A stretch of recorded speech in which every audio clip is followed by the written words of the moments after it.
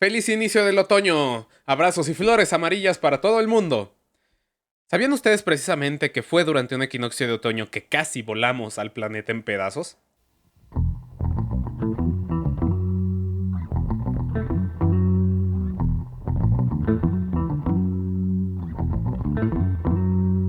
Hola, yo soy Jesús Saucedo, bienvenidos a Lunáticos del Tiempo. Par de cosas por aclarar. La primera, sí, como ustedes pueden escuchar, mi voz suena rara porque estoy acatarrado. Pero había que sacar video en estos días porque si no, no llegamos a diciembre. Segundo, no soy prorruso ni soy comunista. Bueno, creo. Pero esto era lo único que tenía en casa que podía ayudarnos a ambientar el video del día de hoy. Y va directamente conectado a la tercera aclaración. No estoy exagerando cuando digo que fue cerca de un equinoccio de otoño por una serie de eventos desafortunados o muy afortunados que nos pusimos al borde de la catástrofe una vez más. Y fue precisamente un hombre, este de aquí, el que se terminó convirtiendo en el héroe más grande en la historia de la humanidad. Y el día de hoy vamos a conocer su historia. Septiembre de 1983 y el mundo estaba sumergido en el momento de tensión más grande que había vivido hasta el momento, la Guerra Fría. Esta fue una competencia que se libró entre los grandes ganadores de la Segunda Guerra Mundial, los Estados Unidos, que encabezaban al bloque capitalista u occidental, y la Unión de Repúblicas Socialistas Soviéticas, líderes del bloque comunista. La expansión de la zona de influencia de ambos bloques había provocado muchas tensiones una vez que la Gran Guerra terminó. Corea, Vietnam, Medio Oriente, Alemania, Europa Oriental, Latinoamérica, los Juegos Olímpicos y hasta el espacio exterior fueron el campo de batalla entre las naciones y en años posteriores entre sus diferentes grupos de defensa. La Organización del Tratado del Atlántico Norte, fundado por los capitalistas en 1949, y el Pacto de Varsovia, nacido de los comunistas en 1955. Esta rivalidad, si bien no era directa, causaba bastante miedo entre aquellos que la contemplaban, no solamente por el tamaño y poder de ambas naciones, sino por aquello con lo que lo habían alcanzado en años recientes.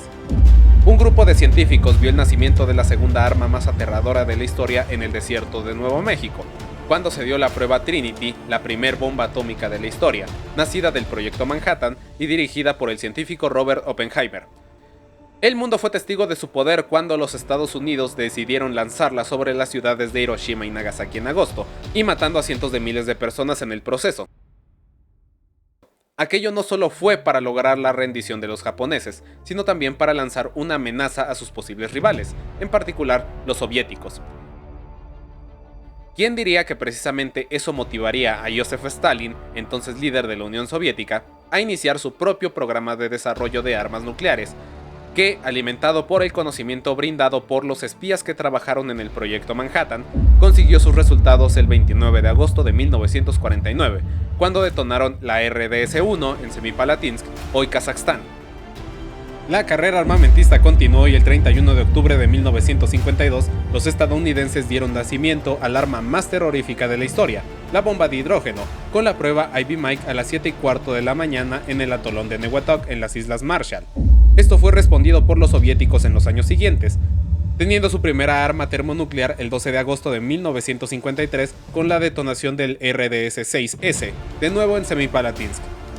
Aquello fue la señal de que esto no se iba a detener jamás, y menos cuando sus respectivos programas espaciales les dieron la capacidad de montar estas armas destructivas que pueden acabar con ciudades enteras en menos de un segundo, encima de misiles que pudieran alcanzar al objetivo rival del otro lado del mundo. Por cierto, me encanta el tema de las armas nucleares, así que si les gustaría que hiciera una serie relacionada con esto y que más adelante la subiéramos al canal, dejen su comentario y denle like. Ambas naciones nos llevaban a todos al borde de la destrucción lentamente con cada arma y prueba que realizaban, y un par de escenarios lo dejaron de manifiesto, siendo el momento más complicado la crisis de los misiles de Cuba de 1962. El mundo comprendía que la carrera armamentista era una estira y afloja que no se detenía, de hecho se hacía cada vez más tenso, a medida que acumulaban miles de bombas atómicas y en cualquier momento la liga iba a romperse y nos iba a golpear a todos en la cara. En septiembre de 1983 el mundo estaba en un punto igual de grave que el de la crisis de los misiles, o quizás un poco peor. Apenas el primer día del mes había ocurrido la tragedia del vuelo 07. Un avión civil de Korean Air, con 269 personas a bordo, fue derrumbado por un caza soviético luego de que se desviara de su rumbo e invadiera territorio comunista por accidente, provocando un escándalo mundial que, inclusive, fue llevado frente al Consejo de Seguridad en la ONU. Por su parte, los Estados Unidos comenzaban a planear una serie de ejercicios militares muy cerca de los límites de la llamada Cortina de Hierro, haciendo que los comunistas sospecharan que lo que realmente estaban haciendo los occidentales era planificar un ataque total sobre sus territorios. En pocas palabras, el águila y el oso estaban prácticamente esperando el pretexto perfecto para lanzarse el uno contra el otro y llevarse a todos los demás entre las patas. Pero afortunadamente, un hombre en el momento adecuado, en el lugar adecuado y con el criterio adecuado, evitaron que esto pasara. La noche del 23 de septiembre de 1983, en el centro de alerta temprana, el hombre a cargo de la defensa aeroespacial soviética era el coronel Stanislav Petrov, quien casualmente no debía estar en ese puesto aquel día, pero fue llamado de último minuto debido a que el jefe en turno asignado había caído enfermo. Su labor era muy sencilla. Si el satélite detectaba un lanzamiento de misil desde los Estados Unidos, la alarma se dispararía y Petrov se vería obligado a informar a sus superiores, quienes iniciarían un ataque de respuesta para garantizar que nadie ganara, concepto conocido como destrucción mutua asegurada. Ese protocolo, casualmente, lo había escrito el mismo Petrov. La noche era tranquila hasta que, a las 0:14, los sistemas de alerta de la base se activaron anunciando que un misil estadounidense, en aquel momento del tipo Minuteman, había sido disparado hacia la Unión Soviética desde una base en la costa este.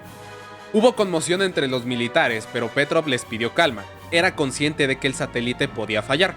Además, los datos eran insuficientes y por simple lógica era claro que si los Estados Unidos los atacaran, no lo harían solo con un misil.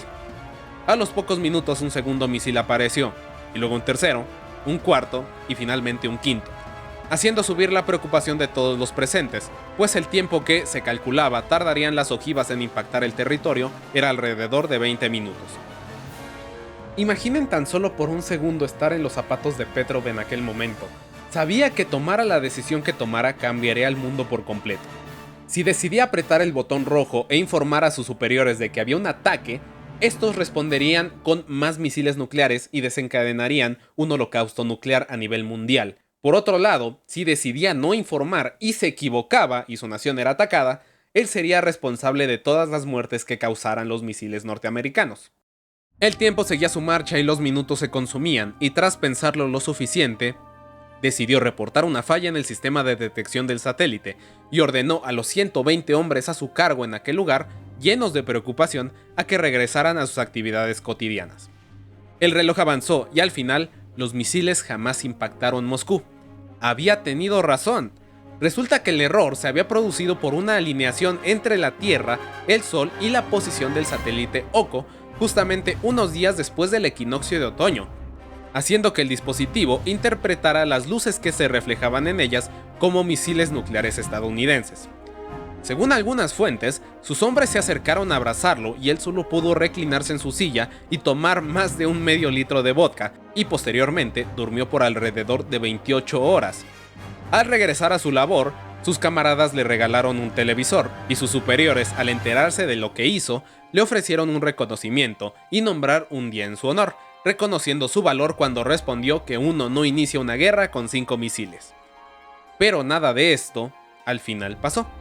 Lo castigaron por haber roto los protocolos de acción, lo asignaron a cargos de menor importancia y finalmente lo dieron de baja de forma prematura por un retiro anticipado. Pero, ¿por qué? ¿Por qué tratarlo de esta forma? El tipo literalmente había salvado al mundo. Había hecho una apuesta contra una máquina y terminó ganando, salvando la vida de millones de personas, incluyendo la de todos los que estamos viendo este video. Entonces, ¿por qué lo trataron así? Simple. Resulta que reconocerlo como héroe implicaría también reconocer que uno de los sistemas más avanzados que la Unión Soviética había desarrollado falló. Y ese fallo, casi nos pone a todos al borde de la catástrofe. Sea como sea, esta historia pareciera ser una de otras tantas en la cual una persona hace algo que nadie más haría y termina siendo olvidado. Pero la vida nos dio una sonrisa muy grande apenas unos años después. El mundo conoció la historia de Stanislav Petrov gracias a las memorias publicadas en 1998, 7 años después de la caída de la Unión Soviética, por Yuri Botintsev, el comandante en jefe que estuvo presente en el lugar la noche del que sería llamado a partir de entonces como incidente del equinoccio de otoño. Esta historia llegó a las manos de Douglas Mathern, presidente de la Organización Mundial de la Paz, motivándolo a emprender un viaje para dar con su paradero, encontrándolo en un abandonado apartamento en el centro de Moscú. Luego de una larga charla, Petrov solo pudo decir, según las palabras de Mathern, "No me considero un héroe, soy solo un oficial que cumplió a conciencia con su deber en un momento de gran peligro para la humanidad. Solo fui una persona que le tocó estar en un lugar y momento críticos". Con el pasar de los años comenzó a recibir varios premios, entre ellos el Premio al Ciudadano del Mundo y del Senado australiano en 2004. Lo honraron en las Naciones Unidas en 2006 y fue representado en varios documentales, siendo uno de los más importantes El Botón Rojo, realizado por Kevin Costner. Hasta su muerte el 7 de septiembre del 2017, Stanislav Petrov siguió viviendo en su departamento de Moscú con su modesta pensión de $200 por mes. La mayor parte del dinero que había recibido por los premios que le dieron, decidió regalarlo a sus familiares. Es muy interesante cómo la historia del mundo cambió gracias a que un hombre estuvo en el momento adecuado, en el lugar adecuado y tomó la decisión adecuada. Pero más interesante me es conocer tu respuesta. Dime, si tú hubieras estado la noche del 26 de septiembre de 1983 en el lugar de Stanislav Petrov, ¿qué decisión hubieras tomado? Mi nombre es Jesús Saucedo, hasta el próximo video, lunáticos del tiempo.